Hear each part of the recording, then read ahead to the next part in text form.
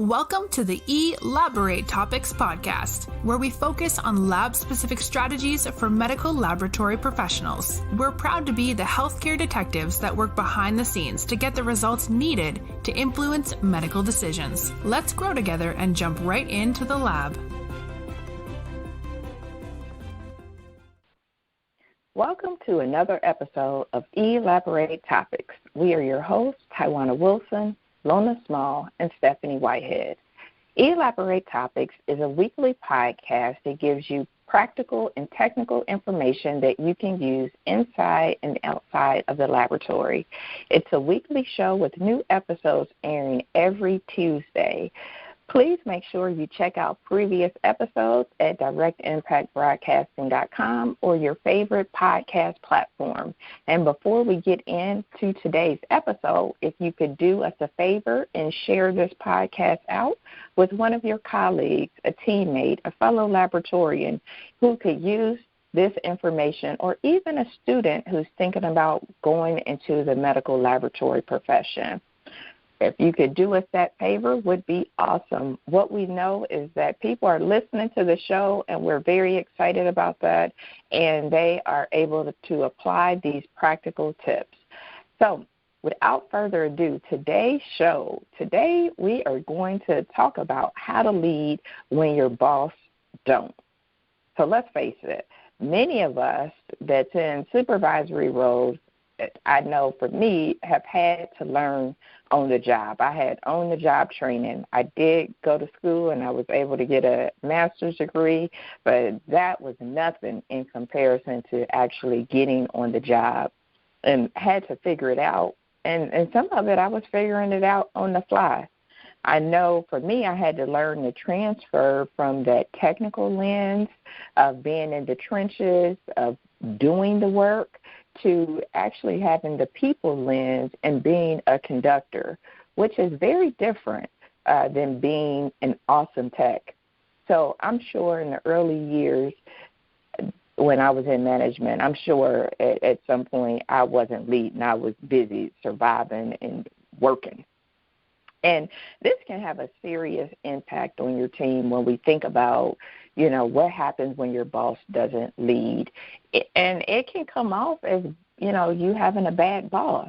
So I'm sure in the early years, somebody might have said, this girl she doesn't know what she's doing, or she's a bad boss, or she's not leading us.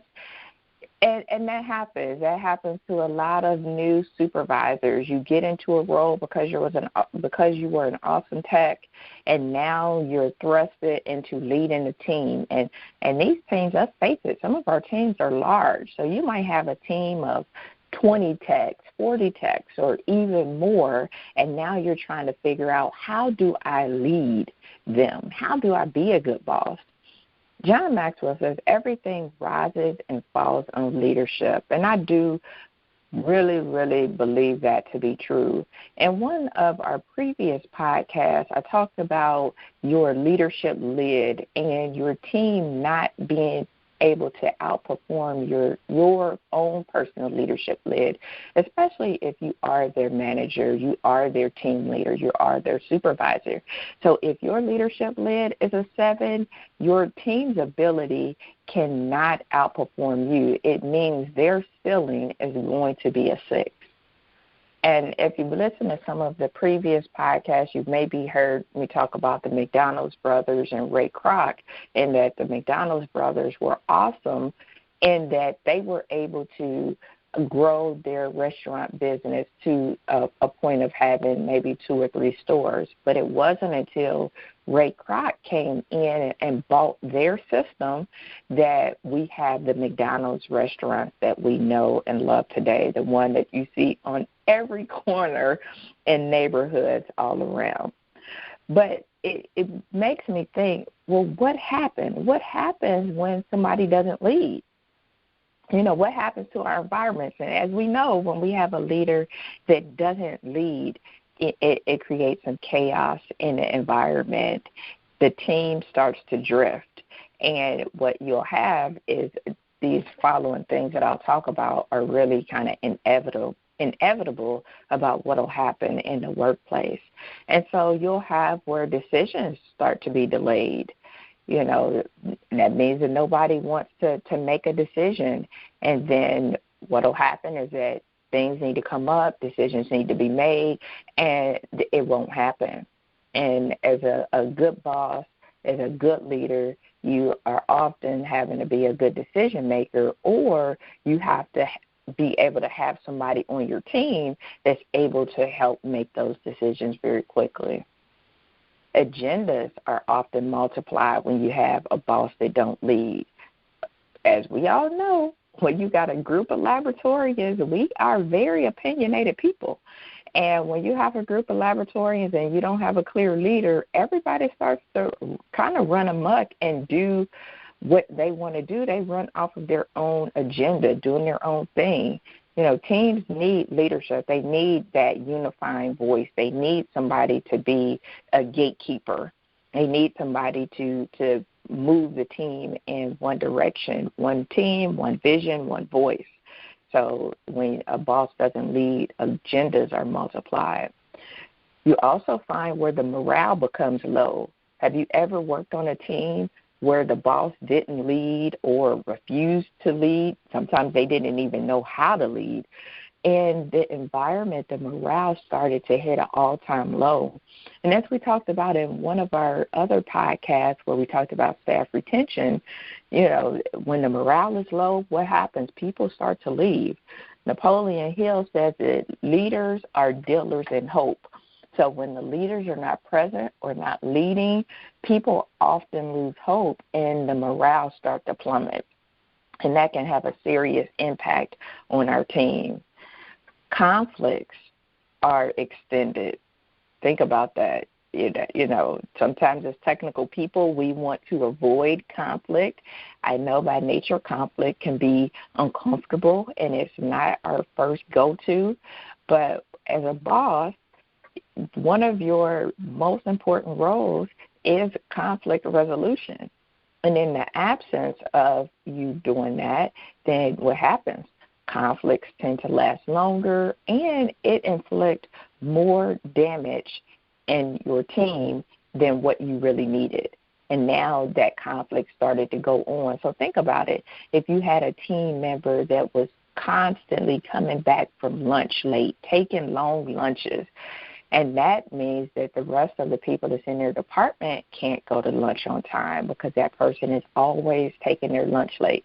I actually had this scenario in my first supervisory role where I had a couple of offenders that they would go to lunch. They got 30 minutes for lunch, and they would be gone for, I don't know where they were going. It was almost like they had to go and, go catch their lunch, meaning that they had to go to a farm or something because they would be gone so long that the rest of the staff was like, wow, I can't even go to lunch. I'm in here busting my butt, and they are nowhere to be found. And as the supervisor, if you don't address that right away, it starts to build up resentment within the team. And they're like, well, as a supervisor, you are not addressing these issues. You are letting them run amok. So that means that you don't even care about me. You don't care about us. And we're working very hard for our patients, and we can't even go to lunch because my team member is nowhere to be found. And so, sometimes as a boss, not sometimes, a lot of times as a boss, you'll have those conflicts that you need to address. And if you don't, it can start to grow a cancer within your team and within the department. And another thing when a boss doesn't lead is that the production is reduced. When you have a good boss or a strong leader, they're pretty creative in finding ways to help others be more productive. Have you had that boss that you work for, and they just know how to put the bench assignments together so that everybody's working to their strengths? And you can tell when they or somebody else has done the bench assignments for them and just kind of put people places, and it's like, I don't want to work in chemistry today. It's going to be a rough day. Or in hematology, such and such is slow on differentials. It's probably going to be a long day. But good bosses are able to identify some of these needs and put people to where their strengths are. They're able to figure out what's needed and put a solution into place and put action into place. And so when you don't have a boss that won't lead, don't lead, can't lead, then you start to have these things come up. Delayed decisions, everybody on their own agenda. You start to have conflicts in the workplace. The morale becomes low, and people start to work slower. And as we all know with our turnaround times, we can't afford for people to work slower because our colleagues are dependent on us. What do you all think about that, ladies? You struck a whole lot of memories in me.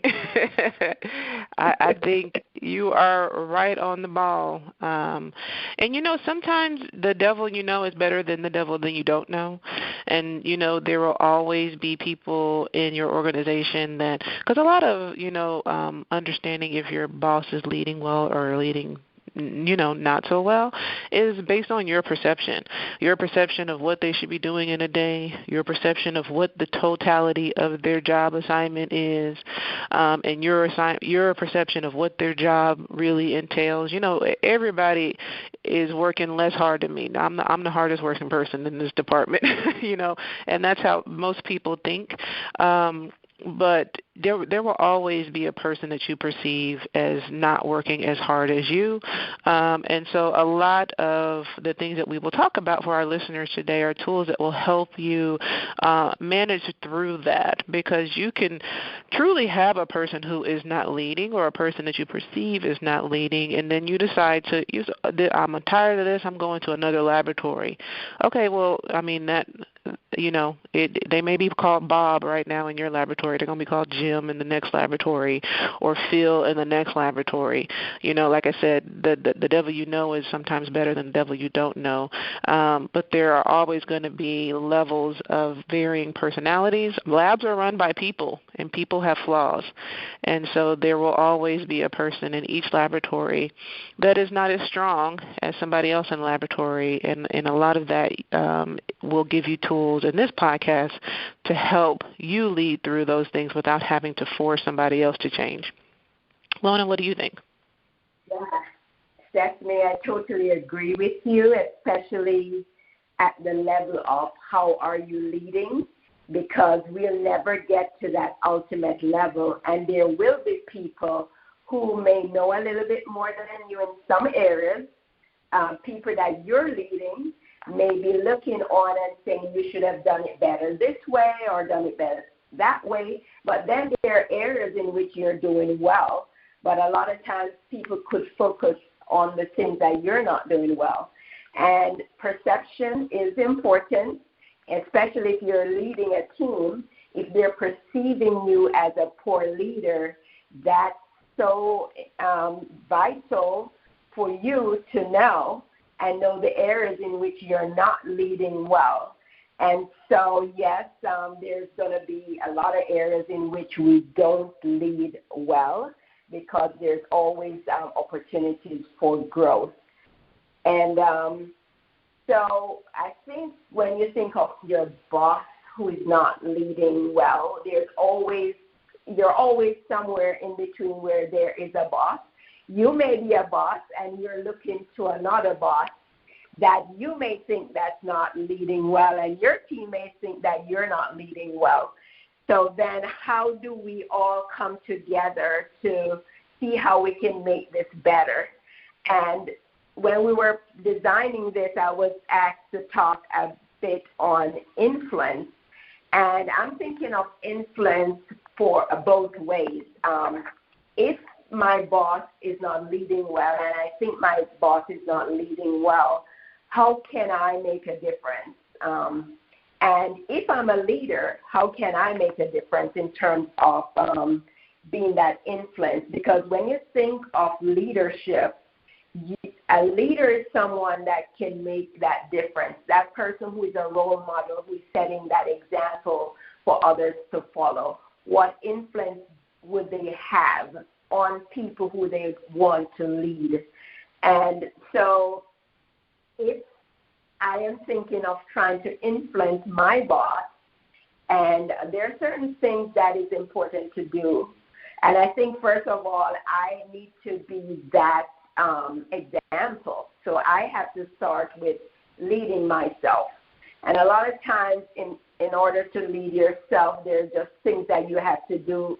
A lot of it is just preparing yourself, because taking care of yourself, putting yourself in a state that you can make that difference when it comes to others. So I think it starts first by actually taking care of yourself and knowing exactly what outcomes that you want to have. So what intentions do you have? You have to have clear intentions, because you may find yourself in a situation with a boss that you think is not leading, and because you didn't set those intentions, you may either say the wrong thing or do the wrong thing based on your perception of them. So it's so important to set these intentions, like what is it that I want to come out of this? How would I want to make this better? And so it's important to understand that, just like we said, that there's nobody that's perfect. And so just understanding that, and even understanding that about yourself as a leader, it's, first accepting that there's nobody's perfect. So you show some kind of compassion, you show some kind of caring when you're approaching either your boss that you think is not leading effectively. Like Tywauna said, sometimes you're a new boss and you have to learn on the, pull your sleeve up and learn as you go. And sometimes you just did not get the tools. And so we need to kind of first come up with, some kind of caring, understanding, and then look for the strengths that we see. So if you want to be that person that's setting that influence, it's so important to show that caring, so important to see strengths in others, even though there are weaknesses. And then it's so important to build relationships. So you can build relationship with your boss, and you can build relationship with your team. And so when you build those relationships, that's opportunity for you to know how you're doing. So the next thing is to communicate, and communicate effectively to have that influence. So you're actually being that role model where you're building relationships so you can have influence, so people feel comfortable coming to you. So once you build relationships, you have clear communication, then people feel comfortable coming to you. If it's your boss will feel comfortable coming to you, because I try to tell myself on a regular basis, build up or shut up. So there are times when you see things that you probably would want to talk about that's not positive. But it's like, if you intentionally tell yourself, if it's not an opportunity to build up, shut up. So with that, you're building some influence and you're building connection. So your boss will come to you and ask you, what do you think? So, that's opportunity sometimes to help. But you have to be in an influential role where you're a role model, where people feel comfortable coming to you to either ask questions or tell you. You build those kind of relationships, and you should be in a place where you're comfortable asking for help. So that's how you set yourself up as an influence in scenarios like those, where you can be that conduit in those situations to help in those limited situations where people feel limited as a boss, and you may think that they're not leading, and there are times when they're really not leading, but there are opportunities for you to either help them because you're in an influential position, whether whether it's your boss that's not leading or your team that think you're not leading. Put yourself in a position of influence where people are comfortable coming to you for support. So that's just a few points. What do you guys think? I totally agree. And when we talk about understanding when you perceive that your boss is not leading well, and like Lona said, developing ways to create influence for yourself, build influence amongst your team. There are also things you can do within yourself to find ways to work with that boss. Even though you may not feel like they are the most competent boss in the world, they are still your boss. I'm going to say that again. Even though you may not think that they are competent to do their job, they still hold that position. They still may have influence on your annual performance evaluation. They still might have influence if you are coming up for a promotion or not. They still might have influence if you need to change your shift or if you need something at work. And so, one thing to do in these types of situations is to realize that even though you may perceive that they are not managing well, understand that you may not know the totality of the stresses they face, their position that they're in, and that they are still in that position and you are not. And so one of the best things for you to do is to manage yourself. When your boss is not managing you, your boss is not leading you, like Lona said, lead yourself.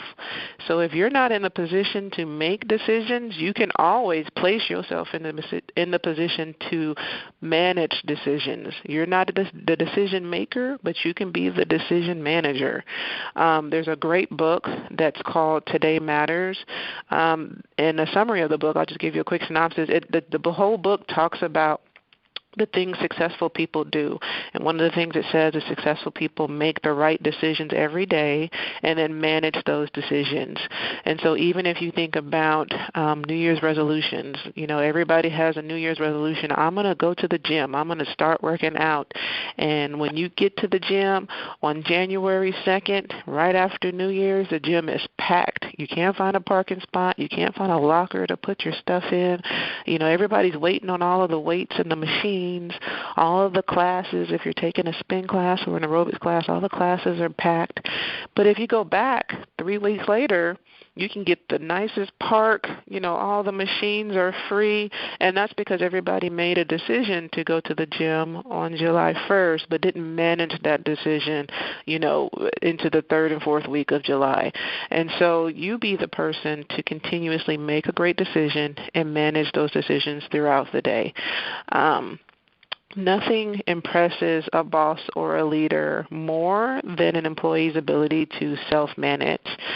Because if, as a leader, and I can speak for myself in this, as a leader, if I perceive that you are a person I have to expend a lot of time and energy on, then you start to be perceived as a drain. A person who can manage themselves starts to be perceived as an asset or a value to the organization. And so all you can do in these situations is manage yourself. All you can control in these situations is you. You can't control another person. You certainly can't control another person who has a higher position than you. And so I would say that, like I said, this podcast is all about giving you tools and tips to help you excel in your career and in your laboratory profession or in the career that you are in. So the first tip I have for you is to manage yourself. Focus on you. And a couple of things for you to manage. One, manage your emotions. Learn when to display your emotion and when to delay your emotion. I tell people all the time, this is work. The reason we don't call this home is because this is work. This is not where you sleep. This is not where you are here to. We want you to have friends. We want you to make connections at work. But the main objective is to drive the organization's mission and vision home. And so if you don't have a ton of friends and you really are just here working with acquaintances to get the job done, that's also fine. But learn when your emotions need to be displayed. There's a time for emotions, and usually it's not at work, but there's a time for you to have an emotional response, and there's a time for you to delay that emotional response, and maybe to display those in an environment more appropriate, maybe around your family members or your friends that can help you understand them and help you manage them. Manage your time. Particularly, this is hard hard if you're in middle management, because a lot of times if you're in middle management, you've got your directors or your administrators who are delegating things to you, and then you've got your employees, the people, the techs, the phlebotomists working for you who are giving you things to review and to sign. And so the expectation a lot of times for middle managers is that they work longer hours and that they usually stay at work until the work gets done, whereas for an hourly employee, they have overtime, and the expectation is that usually they come in and work their shift and they leave. So it can be harder if you're in middle management to manage your time. But understand that until you value your time, nobody else will value your time. And until you value your time, you won't be able to do anything really good with it. So really assess your time. What are the time periods that you may be spending having non-productive conversations, doing things that aren't contributing to you meeting the deadlines or the time frames that you need to meet, and then manage those times appropriately. Manage your own priorities. So we just talked about managing your time, but now that you have your time managed, focus that time. If you're working on the bench, I'm focusing my time, I'm focusing my priorities on the tasks that I have at hand. In my personal life, I'm focusing my time on the things that are going to make me better. So, work on the things that you are strongest at. Work on mastering the things that you are learning. Work on understanding where you need to make your own personal or professional necessary improvements. And again, we're not focusing on our boss because we can't control the boss. We're going to learn to manage ourselves and focus on what we can do to make ourselves better. Because even if you get, another job, you want to be the best you and bring the best you can to that new position. Manage your energy. So think about the areas in the day where you have activity but no direction. So that means you're doing things that don't really matter. Or conflict without resolution. That means you're dealing with things that you can't control, that you don't have any stake in. You are just wasting time, being group mad, like, oh my God, the morning run was so horrible, but you came in at 8. You weren't even here for the morning run. Why are you mad? Or did you hear how that physician talked to them? Well, the physician didn't talk to you like that. Why are you mad? Manage your emotions, manage, your energy and the energy you're putting into things. Manage your thinking, so making a habit to jot things down, making a habit to mentally process things thoroughly, plan your day or plan your life, plan your career, plan your next moves, manage your words. So if you're managing your thinking and you're managing your time, you're managing your focus, you're most likely going to have improvement in how you manage your words and how you come across in your professional life, and then also manage your personal life. So if you have all of these things aligned and you're bringing your best self to the bench every single day, and you're doing all the things you can professionally, but your personal life is in shambles, do you really gain anything? So, manage your personal life so you can have a well-balanced and well-rounded circle and environment for yourself. The next thing you can do if you feel like your leader is not leading you is try to lighten your leader's load. You don't know the totality of what your boss is doing. And I only say that because in my role as a leader, so many times, you may hear people say flippantly like, oh, the boss doesn't do anything. They sit in their office all day. Well, and my response is always, I encourage you to come sit in this office with me because, the seat is not so cool. Sometimes the seat does get hot. And so, I encourage you to do what you can do to lighten your leader's load. And the best thing you can do to lighten your leader's load is to do your job exponentially well. Not be worried about what your boss's job is and how they're not really doing their job, but to do your own job exponentially well. Do the things that others aren't willing to do. Maybe take on some of those tough assignments. There's a saying that says there's no traffic jams in the extra mile. So there's not many people willing to go that extra mile And so when you do decide to go that extra mile, you usually tend to stand out. And actually, it's when you go that extra mile and when you're taking those tough assignments that you learn more and you become better as a laboratory professional, as a technologist. You learn resiliency and tenacity from taking on tough assignments. When we're bringing on, new automation, when we're bringing on, a completely new LIS or interface, the people who take on the tough assignments of staying long hours and helping with that build or helping with that validation or helping understand how we're analyzing those new normal ranges, those are the people who, even though these might be tough assignments, they're the ones who are getting that learning experience. So to be the first to step up and help do more than expected and perform tasks that are not necessarily your job, be willing to step outside of yourself and learn more. Like I said before, if nothing else, this helps give you experience for when you leave that bad boss. You're taking advantage of every single day that you are in your laboratory doing what you can do. When you have a problem, try to find a solution. Don't find fault. If you were like me and you enjoyed watching Charlie Brown or or reading the Peanuts comments back in the day, you remember Lucy and Charlie. And there's a comic where Lucy walks up to Charlie and she says, "You know what your problem is?" And she proceeds to tell him, why he's so terrible, and she goes, "You're just terrible at being terrible, Chuck."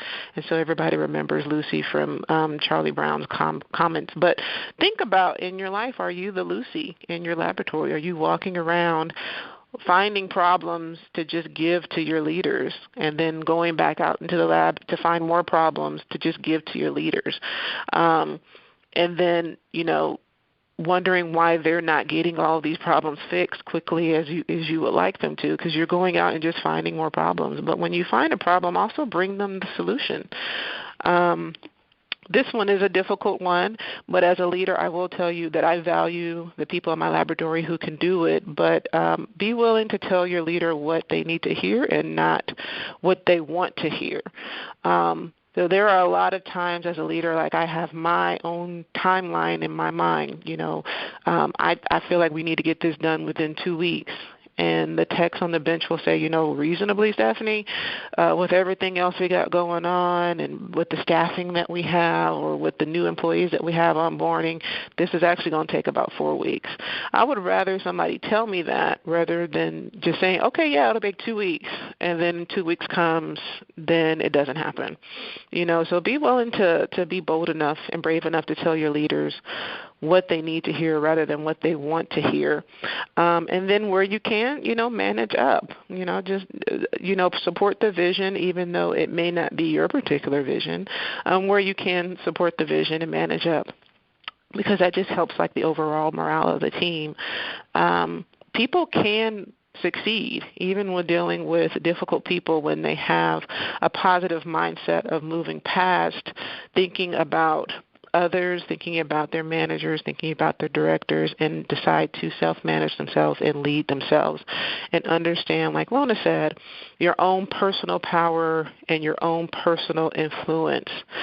You may not have a good person around you that can manage, but you can easily take on the informal role of being a leader in your department. Be the change you want to see. There's so many times we say that, and we're talking about culture or society, but that also goes for your laboratory. Be a change agent. Deliver and produce under high pressure or stress. Be that person who creates momentum rather than uses the momentum or takes momentum. Be the person who helps move things along, helps make progress in your laboratory and create a positive environment that other people want to be around. Other people might just want to work your shift.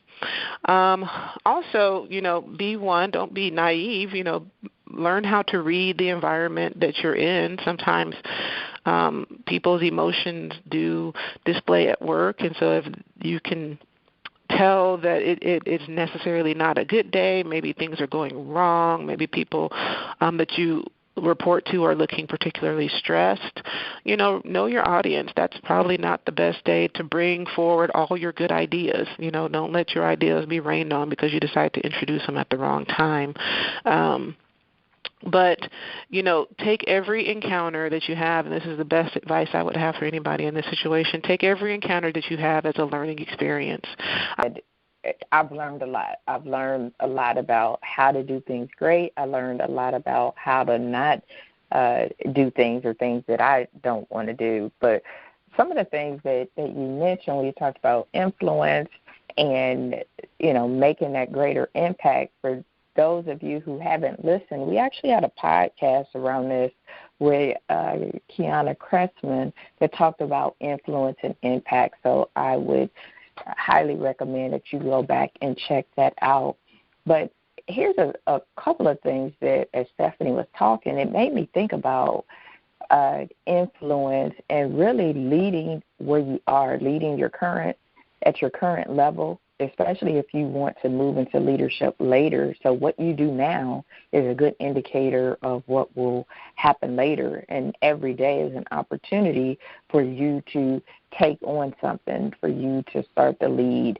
And greater responsibility really only comes after you started with some responsibility, a small responsibility. And it makes me think about we have a new grad, and we do daily huddles that are usually ran by a chemistry or a section leader, one of our coordinators, and they weren't available. And what he did, and I thought this was awesome, is he went to his manager and he said, well, the coordinator isn't available for the huddle, and I know you're busy doing stuff with CAP. Do you want me to lead the huddle? And all the huddle was checking in with the hematology and chemistry department, seeing if anything, bringing the group together, taking notes if there was any issues, and he did an awesome job. So he started with that small level of responsibility, and he didn't have a position. Like I said, he's a new grad. He just got finished training to be a tech.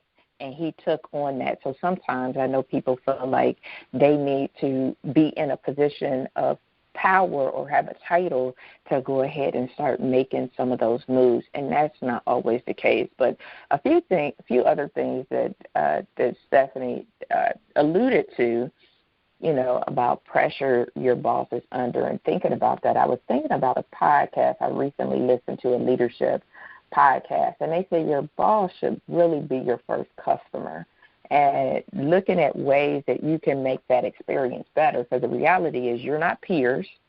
Your boss is a level above you in regards to, that's why they're your supervisor or boss.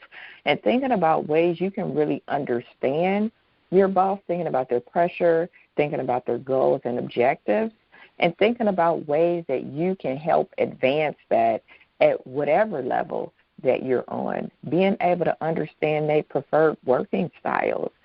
How do they like to get information? Is it via memo or meetings or phone calls, or do they want that huddle, that face-to-face interaction? Knowing what environment your boss thrives in. And I know you're like, well, why do I have to make sure that my boss have what they need? If you make sure, and I guarantee you this, especially if you have a boss that really does want to do and be a good boss, but maybe they just haven't had the tools yet. But if you make sure the boss is positioned to thrive, they will make sure that you are positioned to thrive. I've had it happen many times where, we had numerous competing projects, and I've had team members that were willing to take on an extra project, or I'll start this, or I'll do that, and they were taking that pressure, off of me. And in turn, when it came to extra merit increase, star employees, if you have like a boost or reward system, how can you reward them? All of those things came into play, and why I thought about those people. So those are some things that came to mind for me of having that boss, because I know for me, I want to make sure that my boss looks great, does great, and is primed for success. And if I do that, I feel like I can come to her with my ideas, things that I want to do, and things that I need, and she would be more apt to listen because there's that relationship there. That's their mutual trust that's there. Lona, what do you think? Yeah, so I like that, especially what you said, building those relationships, because when you build those relationships, you're in a better position to support your boss. And you also went back to talk about influence, and I love the example that you gave with that new employee. A lot of times it's more about being that influence, being that role model, doing the things that you're really great at and having great relationships. So if you're doing the things that you're good at, like Stephanie said, leading yourself and having great relationship with your boss, it's easy for your boss to come to you to say, I know you're great at doing this. For your boss, they're looking for others to complement their weaknesses. And if you are setting that example as a role model, you're having that influence, and you're doing things that you're great at, they can identify those things and say, go ahead, get this done for me. And you're complementing the weaknesses that are there in your boss without having to point that out. So it's so important to make sure you're complimenting your boss, you're complimenting them verbally in terms of communication, and you're also complimenting them based on the things that you do to complement their the gaps or the weaknesses that they have, and they don't feel as if they're left because you've built that relationship where they're comfortable coming to you to ask for help. So I think we all need to support each other, and like Stephanie said, a lot of times you don't know the pressure that the boss is going through.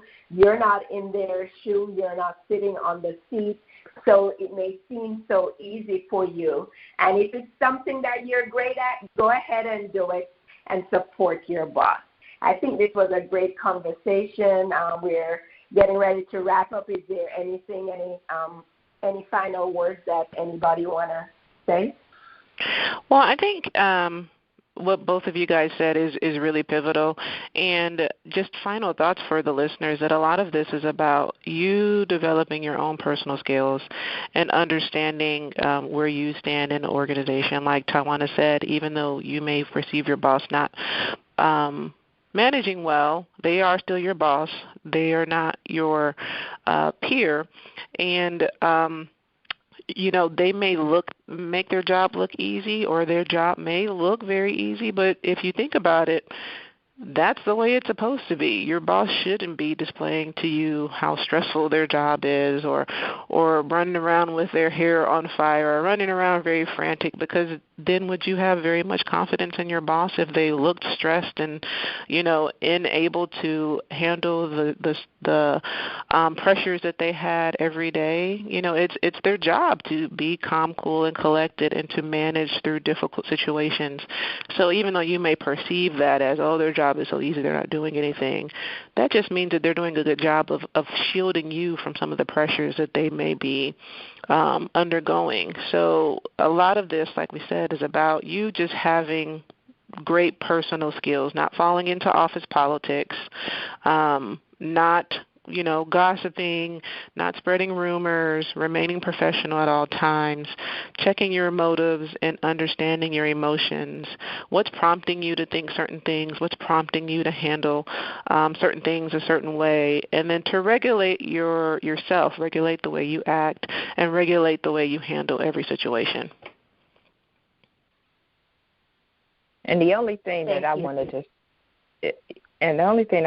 say before Lona closes this out is I was thinking about this, and us talking about leadership and influence and self-leadership. I actually have 2 audio books that I want to gift the listeners with, and I will leave the information in the show notes, but one of them, because I'm big on audio books, and I think we all should be continuing to learn and invest in ourselves. But as you all know me, you know that I love practical Just give me the tips. What is it that I need to know quick and fast? And so these audio books are very targeted, maybe like 30 minutes. One of them is on leadership and influence, and then the other is on self-leadership. So those are 2 freebies for the listeners. I'll leave the information in the show notes for you to be able to get those. But I was just thinking about this topic and thinking about how that resource could be a benefit to the listeners. Great, Tywauna. Thank you so much. That is awesome. And 2 at the same time. I'm going to take advantage of that. Thank you. So thank you, listeners, for listening to another episode of eLABorate Topics. And if you want, you can email us at eLABorateTopics@directimpactbroadcasting.com to talk about any episode, any topics that you'd want us to talk about. Or if you want to be a guest on the show, you can send us an email. You can visit us at directimpactbroadcasting.com to send your comments, to fill in a form if you want to speak on the show. And you can listen to this and all other episodes on directimpactbroadcasting.com or any of your favorite podcast platforms. So until we talk again, have a great one. Thank you for tuning in to another episode of eLABorate Topics, where your hosts discussed relevant strategies for laboratory professionals. Please subscribe to this podcast on your favorite podcast platform and listen to us on directimpactbroadcasting.com. Stay tuned for another episode with information you can use to excel in your laboratory career.